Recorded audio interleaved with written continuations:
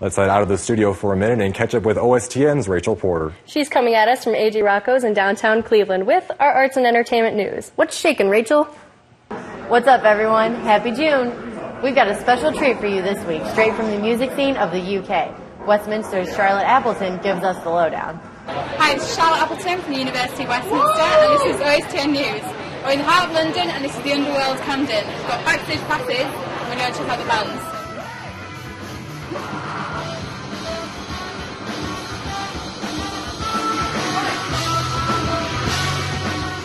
Been a band for like 10, 11, 12 years now. Is it 12?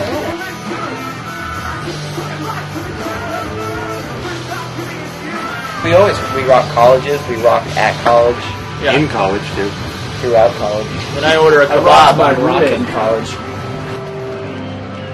There's a new trend in England where the audience grabs your crotch, boys and girls. And it's been an annoyance on this tour. You have to understand, little Miss Sunshine. Boys don't go and grab your crotch. Because we can control ourselves. You know what I think is wonderful about England is you guys use the word brilliant a lot. And we only use the word brilliant when we're talking about someone who's actually brilliant. But I'm not taking the pics. So when I open the door and someone goes, "Brilliant, mate," I feel really wonderful and warm inside, like I did something so good. And I am always like, "Oh, thanks." Big D have returned to the UK for the Rude Awakening tour, and having stirred up a cult following across their decade-long career, their music has been defined as a dynamic new take on the ska music genre. I like how in London they put which way you're supposed to look on the street down, just so you're not confused and you don't get hit. Yeah, that's nice. From getting killed. And the tour doesn't stop here.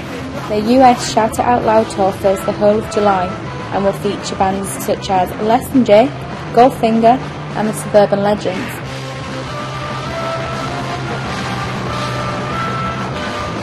This is Big D and the Kids Table. And you're watching OSTN. News. You said news, right? Let's do it again. Go ahead. Got it? The dates and venues can be found at myspace.com/Big D and the Kids Table. One woman in Georgia is giving criminals the biggest compliment of all. She's the Georgia Bureau of Investigation sketch artist, and her life's work is bringing criminals to life on paper, with the help of some of Hollywood's biggest stars. University of Georgia's Melissa McKinney has more. Meet Marla Lawson, a feisty woman whose love for recreating faces has led her to make some interesting comparisons. See, he looks like Nicole Kidman. An odd combination for sure, but one of the ways Marla draws someone she's never seen. But celebrity pictures aren't the only way Marla sketches the faces of those who are faceless to her. Sit them down, I ask them the race and sex of the suspect, and then I write that at the top of the paper, and then I ask them the approximate age. Then victims thumb through stacks and stacks of old criminal mugshots for any sign of similar features. Marla then draws with one philosophy in mind. It's about feeling. It's about a good basic drawing. It's about drawing a human face. Human faces are not flat. They're just full of drama, bone structure. And I see those little stick drawings all over the place. I go, ah! So I asked Marla to demonstrate just how she does it, with my dad as a fake perpetrator. And as I looked through years of pictures and pointed out anything that might resemble his features, she, of course, had a celebrity in mind, Leonardo DiCaprio.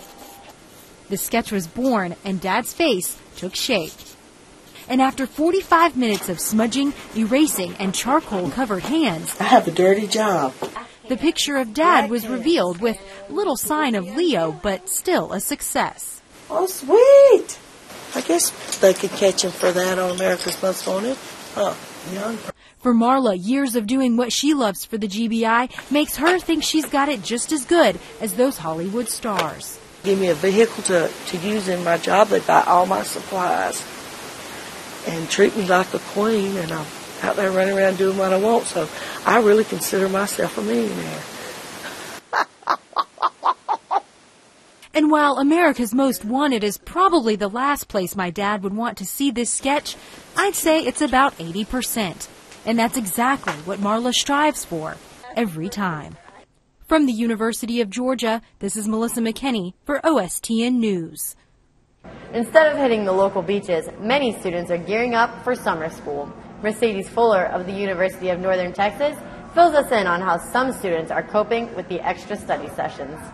To meet the demands of summer school, many students nationwide must find means of survival. A tour around campus provides an inside look of how some students are preparing for the next day's coursework. Summer school isn't a joke. You have to be ready.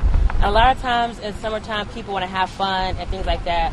But I make sure that I always go to bed at a decent hour. I at least need 6 hours of sleep, but I try to get 7 to 8 because I hate sitting in class tired. Because when you're tired, you don't know what's going on and you're lost. Make sure you have enough time to do what you have to do because it goes a whole lot faster than regular school. Because in school you have 18 weeks and some of you only got 5 or 10.